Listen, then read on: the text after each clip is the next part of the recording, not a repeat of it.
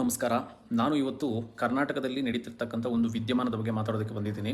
Video ಒಂದು ಸ್ವಲ್ಪ ದೊಡ್ಡದಾಗಬಹುದು, ಆದರೂ ಕೂಡ ಈ ಒಂದು ಮಾತನ್ನು ಈಗ ಆಡಿದ್ರೆ ಆ ಒಂದು ಭಾಷೆಗೆ ಇರ್ತಕ್ಕಂತಹ ಮರ್ಯಾದೆ ಏನು, ಅದರ ಒಂದು ಪರಂಪರೆ ಏನು, ಅದರ ಒಂದು ಇತಿಹಾಸವೇನು, ಅದನ್ನು ಯಾವ ರೀತಿ ನಾವು ಕಡೆಗಣಿಸ್ತಾ ಇದ್ದೀವಿ ಅನ್ನೋದನ್ನು ನಾವು ಚರ್ಚಿಸೋಣ ಈಗ ಇಲ್ಲಿ.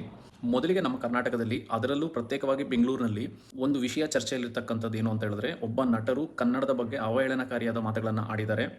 ಕನ್ನಡ ಯಾವುದೋ ಇನ್ನೊಂದು ಅವರ ಭಾಷೆಯ ಅಡಿಯಾಳು ಅನ್ನೋ ಒಂದು ರೀತಿಯಲ್ಲಿ ಅದು ಪ್ರತಿಬಿಂಬಿಸ್ತಾ ಇದೆ.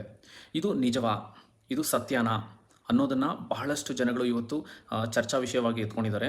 ಇದು ಬಹಳ ಉತ್ತಮವಾದ ಬೆಳವಣಿಗೆ ಅಂತ ನಾನು ಹೇಳೋದಕ್ಕೆ ಬಯಸ್ತೀನಿ. ಏಕೆಂದರೆ ಆ ನಟ ಆ ಮಾತನ್ನು ಹೇಳಿದ್ದು ಅಕ್ಷಮ್ಯ ಅಪರಾಧ ಮತ್ತು ಖಂಡನೀಯ ಕೂಡ, ಮತ್ತು ಅವರು ಕ್ಷಮೆ ಯಾಚಿಸಲೇಬೇಕು, ಅದರಲ್ಲಿ ಎರಡನೇ ಮಾತಿಲ್ಲ. ಇನ್ನೊಂದು ಕಡೆ ನೋಡೋದಾದರೆ ಅವರನ್ನು ನಾವು ಅಭಿನಂದಿಸಬೇಕು. ಯಾಕೆ ಅಂತ ಹೇಳಿದ್ರೆ, ಅವರು ಹೇಳಿದ ಆ ಒಂದು ಮಾತಿನಿಂದ ಇವತ್ತು ಕನ್ನಡದ ಬಗ್ಗೆ, ಕನ್ನಡದ ಇತಿಹಾಸದ ಬಗ್ಗೆ, ಕನ್ನಡ ಭಾಷೆಯ ಪರಂಪರೆಯ ಬಗ್ಗೆ ಎಲ್ಲೆಲ್ಲೂ ಚರ್ಚೆ ಆಗ್ತಾ ಇದೆ. ಬಹಳಷ್ಟು ಜನ ತಿಳ್ಕೊಳ್ಳೋ ಉತ್ಸಾಹವನ್ನು ತೋರಿಸ್ತಾ ಇದ್ದಾರೆ. ಬೆಂಗಳೂರಿನಲ್ಲಿ ಸಾಕಷ್ಟು ಚರ್ಚೆಗಳಾಗ್ತಾ ಇದೆ, ವಿರೋಧಗಳು ನಡೀತಾ ಇದ್ದಾವೆ. ನ್ಯಾಯಾಲಯದಲ್ಲೂ ಕೂಡ ನಮಗೆ ನಮ್ಮ ಪರವಾಗಿ ತೀರ್ಪನ್ನು ನಿನ್ನೆ ಕೊಟ್ಟಿರ್ತಕ್ಕಂಥದ್ದು, ಅಂದರೆ ಅವರು ಕ್ಷಮೆ ಯಾಚಿಸಲೇಬೇಕು ಅಂತ ಹೇಳಿ. ಮತ್ತು ಅವರ ಚಿತ್ರವನ್ನು ನಾವು ನೋಡ್ತೀವೋ ಬಿಡ್ತೀವೋ, ಇದು ಪ್ರತಿಯೊಬ್ಬ ಕನ್ನಡಿಗನಿಗೆ ಬಿಟ್ಟಿರ್ತಕ್ಕಂಥ ವಿಚಾರ. ನಿಮಗೆ ಕನ್ನಡದ ಬಗ್ಗೆ ಅರಿವು ಆಗಬೇಕು, ಕನ್ನಡದ ಇತಿಹಾಸ, ಕನ್ನಡದ ಒಂದು ಚರಿತ್ರೆ ನಿಮಗೆ ಗೊತ್ತಾಗಬೇಕು. ಆಗ ಮಾತ್ರ ನೀವು ಕೂಡ ಅವರನ್ನು ತಿರಸ್ಕರಿಸ್ತೀರಾ ಅನ್ನೋ ಒಂದು ತಿಳುವಳಿಕೆಯನ್ನು ನಾವು ಮೂಡಿಸೋ ಪ್ರಯತ್ನವನ್ನು ಮಾಡಬೇಕು. ಸ್ವಲ್ಪ ಇತಿಹಾಸವನ್ನು ನಾವು ತಿರುಗಿ ನೋಡಿದಾಗ ನಮಗೆ ಗೊತ್ತಿರೋ ಹಾಗೆ ಕ್ರಿಸ್ತ ಪೂರ್ವ 6ನೇ ಶತಮಾನದಿಂದ 3ನೇ ಶತಮಾನ ಈ ಮಧ್ಯದಲ್ಲಿ ಪ್ರೋಟೋ ಡ್ರವಿಡಿಯನ್ ಅಂತ ಏನು ಭಾಷೆ ಇತ್ತು, ಆ ಒಂದು ಭಾಷೆಯ ಕವಲುಗಳಾಗಿ ಈ ಒಂದು ಕನ್ನಡ, ತಮಿಳು, ತೆಲುಗು, ಮಲಯಾಳಂ, ತುಳು ಈ ಭಾಷೆಗಳು ಕವಲೊಡ್ಕೊಂಡಿರತಕ್ಕಂಥದ್ದು. ಸೊ 3ನೇ ಶತಮಾನದಿಂದ ತಮಿಳರಿಗೆ ಅವರ ಒಂದು ಶಾಸನಗಳು ದೊರಕಿರೋದ್ರಿಂದ ಅವರು ಕರಾರತ್ತಾಗಿ ಹೇಳ್ತಾ ಇದ್ದಾರೆ, ನಮ್ಮ ಒಂದು ಭಾಷೆ ಎಲ್ಲ ಭಾಷೆಗಳಿಗಿಂತ ಪ್ರಾಚೀನವಾದದ್ದು. ಈ ಒಂದು ಡ್ರವಿಡಿಯನ್ ಭಾಷೆ ಏನಿದೆ, ಇದರಲ್ಲಿ ನಮ್ಮ ತಮಿಳು ಭಾಷೆ ಪ್ರಾಚೀನವಾದದ್ದು ಅನ್ನೋದಕ್ಕೆ ಅವರ ಹತ್ರ ಶಾಸನಗಳಿದೆ. ಮಂಡಿಸಿ ಅವರು ಅವರ ಒಂದು ವಾದವನ್ನು ಇಡ್ತಾ ಇದ್ದಾರೆ. ಕನ್ನಡಿಗರಿಗೆ ಅಷ್ಟು ಪ್ರಾಚೀನವಾಗಿ ಯಾವುದೇ ಒಂದು ಶಾಸನವು ದೊರಕಿಲ್ಲ. ನಮಗೆ ದೊರಕಿರ್ತಕ್ಕಂಥದ್ದು ಅಲ್ಮಿಡಿ ಶಾಸನ, ಅದು ಕ್ರಿಸ್ತಶಕ 4-5ನೇ ಶತಮಾನದ ಮಧ್ಯದಲ್ಲಿ. ಸೊ ಹಾಗಾಗಿ ಹೌದು, ತಮಿಳ್ ಭಾಷೆ ಹಳೆ ಭಾಷೆ ಅಂತಲೇ ಇಟ್ಕೊಳ್ಳೋಣ, ಬಹಳ ಪುರಾತನವಾದ ಭಾಷೆ ಅಂತಲೇ ನಾವು ಕನ್ಸಿಡರ್ ಮಾಡೋಣ. ಕನ್ನಡ ಭಾಷೆ ತಮಿಳ್ ಭಾಷೆಯಿಂದ ಹುಟ್ಟಿದೆ ಅಂತ ಹೇಳಿರತಕ್ಕಂಥ ಮಾತು ಸತ್ಯಕ್ಕೆ ದೂರವಾದದ್ದು.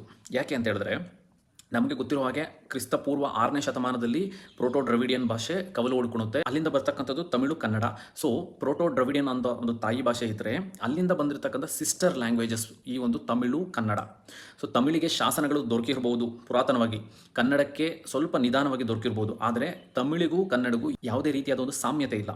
ಸೊ ಹಾಗಾಗಿ ನಾವು ತಮಿಳಿನಿಂದ ಕನ್ನಡ ಬಂದಿದೆ ಅಂತಕ್ಕಂಥದ್ದು ಸತ್ಯಕ್ಕೆ ದೂರವಾದ ಮಾತು ಅಂತ ಕಡಾಖಂಡಿತವಾಗಿ ಹೇಳಬಹುದು. ಇನ್ನೊಂದು ವಿಚಾರ ಏನು ಅಂತ ಹೇಳಿದ್ರೆ, ತಮಿಳಿನ ಸಂಶೋಧಕರೊಬ್ಬರು ಇರುವಂಥ ಮಹಾದೇವನ್ ಅಂತಕ್ಕಂಥವರು ತಮಿಳಿನ ಸ್ಕ್ರಿಪ್ಟ್ಸ್ ಅಂದರೆ ಶಾಸನಗಳ ಮೇಲೆ ಅಧ್ಯಯನ ಮಾಡಿದ್ದಾರೆ. ಮತ್ತು ಅದು ಹರಪ್ಪನ್ ಸಿವಿಲೈಸೇಷನ್ಗೂ ಮತ್ತು ಡ್ರವಿಡಿಯನ್ ಭಾಷೆಗಳಿಗೂ ಇರ್ತಕ್ಕಂಥ ಮೂಲ ಏನು ಅಂತಕ್ಕಂಥದ್ರ ಬಗ್ಗೆ ಅಧ್ಯಯನ ಮಾಡಿದ್ದಾರೆ. ಸೊ ಅವರು ಕೊಟ್ಟಿರ್ತಕ್ಕಂಥ ಮಾಹಿತಿಯ ಪ್ರಕಾರ ಕನ್ನಡ ಭಾಷೆ ತಮಿಳು ಭಾಷೆಗಿಂತ ಮುಂಚಿತವಾಗಿ ಚಾಲ್ತಿಯಲ್ಲಿತ್ತು. ಇವತ್ತು ನಮ್ಮ ಒಂದು ಭಾಷೆ ಪುರಾತನವಾದ ಭಾಷೆ, ನಮ್ಮ ಭಾಷೆಯಿಂದ ಕವಲು ಓಡ್ಕೊಂಡು ಬಂದಿರತಕ್ಕಂಥದ್ದೇ ಈ ಒಂದು ಮಿಕ್ಕೆಲ್ಲ ಡ್ರವಿಡಿಯನ್ ಭಾಷೆಗಳು. ನಮ್ಮ ಭಾಷೆ ತಾಯಿ ಭಾಷೆ ಅಂತ ಹೇಳೋ ಮುಖಾಂತರವಾಗಿ ಅವರ ಭಾಷೆಯನ್ನು ಮೇಲೆ ಏರಿಸ್ತಾ ಇದ್ದಾರೆ. ನೋಡಿ, ಭಾಷಾಭಿಮಾನ ಇರಬೇಕು. ನಿಮ್ಮ ಭಾಷೆ ನಿಮಗೆ ದೊಡ್ಡದಾಗಿರಬಹುದು, ಆದರೆ ಇನ್ನೊಂದು ಭಾಷೆ ಬಗ್ಗೆ ಮಾತಾಡಬೇಕಾದ್ರೆ ಕನಿಷ್ಠ ವಿವೇಚನೆಯನ್ನಾದರೂ ಇಟ್ಕೊಂಡು ಮಾತಾಡಿದ್ರೆ ಈ ರೀತಿಯಾದ ಮಾತುಗಳು ಬರೋದಿಲ್ಲ. ನನಗೆ ಖುಷಿ ಕೊಟ್ಟಿರ್ತಕ್ಕಂಥ ವಿಷಯ ಏನು ಅಂತ ಹೇಳಿದ್ರೆ, ಆ ಒಂದು ವಿಚಾರದಿಂದ ಇವತ್ತು ಕನ್ನಡದಲ್ಲಿ ಕನ್ನಡದ ಭಾಷೆಯ ಬಗ್ಗೆ ನಾವು ಚರ್ಚೆಗಳನ್ನು ಮಾಡ್ತಾ ಇದ್ದೀವಿ. ಕನ್ನಡ ಭಾಷೆಯ ಮೂಲ ಯಾವುದು, ಅದರ ಇತಿಹಾಸವೇನು, ಅದರ ಒಂದು ಪರಂಪರೆ ಯಾವುದು, ಮತ್ತು ಈ ಒಂದು ಬ್ರಾಹ್ಮಿ ಲಿಪಿ ಆಗಿರಬಹುದು, ಪ್ರೋಟೋ ಡ್ರವಿಡಿಯನ್ ಆಗಿರ್ಬೋದು, ಆ ಡ್ರಾವಿಡನ್ ಭಾಷೆಗಳಲ್ಲಿ ಯಾವೆಲ್ಲ ಭಾಷೆಗಳಿದೆ. ಸೊ ಈ ರೀತಿಯಾದ ಒಂದು ಜ್ಞಾನವನ್ನು ಪಡೆಯೋದಕ್ಕೆ ಮತ್ತು ಇದರ ಬಗ್ಗೆ ಆಸಕ್ತಿಯನ್ನು ಮೂಡಿಸೋದಕ್ಕೆ ಈ ಒಂದು ವಿಷಯ ಕೇಂದ್ರ ಬಿಂದುವಾಗಿ ಇರ್ತಕ್ಕಂಥದ್ದು ನನಗೆ ಬಹಳ ಖುಷಿ ಕೊಟ್ಟಿರ್ತಕ್ಕಂಥ ವಿಚಾರ.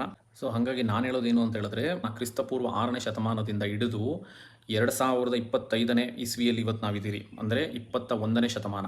ಈ ದೀರ್ಘಕಾಲದ ಪಯಣದಲ್ಲಿ ನಮ್ಮ ಕನ್ನಡದ ಹುಟ್ಟು ಯಾವ ರೀತಿಯಾಗಿದೆ, ನಮ್ಮ ಕನ್ನಡದ ಬೆಳವಣಿಗೆ ಯಾವ ರೀತಿಯಾಗಿದೆ, ಅದರ ಒಂದು ಸಾಹಿತ್ಯ ಪರಂಪರೆ ಆಗಿರ್ಬೋದು, ನಮ್ಮ ಒಂದು ಭಾಷೆಯ ಶ್ರೀಮಂತಿಕೆ ಆಗಿರ್ಬೋದು, ಇದನ್ನೆಲ್ಲ ನಾವು ತಿಳ್ಕೊಳ್ಳೋದಕ್ಕೆ ಇದು ಒಂದು ಸೂಕ್ತವಾದ ಸಮಯ. ಕನ್ನಡಿಗನಾಗಿ ಅವರಿಂದ ಕ್ಷಮೆಯನ್ನು ಕೇಳ್ತಕ್ಕಂಥದ್ದು ನಮ್ಮ ಒಂದು ಧರ್ಮ, ಕೇಳ್ತೀವಿ. ಆದರೆ ಅದರ ಜೊತೆಯಲ್ಲಿ ನಾವು ಕನ್ನಡದ ಬಗ್ಗೆ ಒಂದಷ್ಟು ಜ್ಞಾನವನ್ನು ಬೆಳೆಸ್ಕೊಳ್ಳೋಣ. ಸೊ ಈ ಮೂಲಕವಾದರೂ ನಾವು ಕನ್ನಡಕ್ಕೆ ಹತ್ತಿರವಾಗೋಣ. ಕನಿಷ್ಠ ಪಕ್ಷ ಕನ್ನಡದ ಪ್ರಜೆಗಳು, ಬೀದರ್ನಿಂದ ಹಿಡಿದು ಚಾಮರಾಜನಗರದವರೆಗೂ ಪ್ರತಿ ಒಬ್ಬ ಕನ್ನಡಿಗನು ಧ್ವನಿಯಾಗಿ ನಿಲ್ಲಬೇಕು ಮತ್ತು ಕನ್ನಡದ ಬಗ್ಗೆ ಅರ್ಥಕೊಬೇಕು. ಪ್ರತಿಯೊಬ್ಬ ಕನ್ನಡಿಗನು ಎಚ್ಚೆತ್ತುಕೊಳ್ಬೇಕಾದಂಥ ಒಂದು ಸಂದರ್ಭ ಈಗ ಬಂದಿರತಕ್ಕಂಥದ್ದು. ಯಾಕಂದರೆ ಪ್ರತಿಯೊಬ್ಬನಲ್ಲಿ ಇವರು ನಮ್ಮ ತಾಯಿ ಅಂತ ಹೇಳಿದ್ರೆ, ನಮ್ಮ ತಾಯಿ ಬಗ್ಗೆ ಯಾರಾದರೂ ಒಬ್ಬರು ಮಾತಾಡಿದ್ರೆ ನಮಗೆ ಎಷ್ಟು ಪೌರುಷ, ರೋಷ, ಸ್ವಾಭಿಮಾನ ಬರುತ್ತೋ, ಅದೇ ರೀತಿ ಇದು ಕನ್ನಡಾಂಬೆ ನಮ್ಮ ತಾಯಿ ಅಂತ ನಾವು ಅರ್ಥ ಮಾಡ್ಕೊಬೇಕು ಅಂತ ಹೇಳಿದ್ರೆ ನಾವು ಕನ್ನಡದ ಬಗ್ಗೆ ತಿಳ್ಕೊಬೇಕು. ಆಗ ಮಾತ್ರ ಪ್ರತಿಯೊಬ್ಬ ಕನ್ನಡಿಗನು ರೋಷಾವೇಶದಿಂದ ಸ್ವಾಭಿಮಾನದಿಂದ ಎದ್ದು ನಿಂತು ಕನ್ನಡಕ್ಕಾಗಿ ತನ್ನ ಧ್ವನಿಯನ್ನು ಎತ್ತೋದಕ್ಕೆ ಸಾಧ್ಯವಾಗುತ್ತೆ. ಹಂಗಾಗಿ ಈ ಆಚೆ ಕಡೆ ನಡೀತಕ್ಕಂಥ ಈ ಕಮರ್ಷಿಯಲ್ ಥಿಂಗ್ಸ್ನೆಲ್ಲ ಬಿಟ್ಬಿಡಿ, ಮೂಲವಾಗಿ ಕನ್ನಡದ ಬಗ್ಗೆ ತಿಳಿಯೋ ಒಂದು ಪ್ರಯತ್ನವನ್ನ ಪಡಿ. ನಾವು ನಿಜವಾದ ಕನ್ನಡಿಗರಾಗಿದ್ದರೆ ಪ್ರತಿಯೊಬ್ಬ ವ್ಯಕ್ತಿಯೂ ಕರ್ನಾಟಕವಾಗಿ ಕಾಣ್ತಾನೆ. ಕರ್ನಾಟಕವನ್ನ ಮತ್ತು ಕನ್ನಡವನ್ನ ನಾಶ ಮಾಡೋದಕ್ಕೆ ಯಾರಿಗೂ ಸಾಧ್ಯವಾಗೋದಿಲ್ಲ.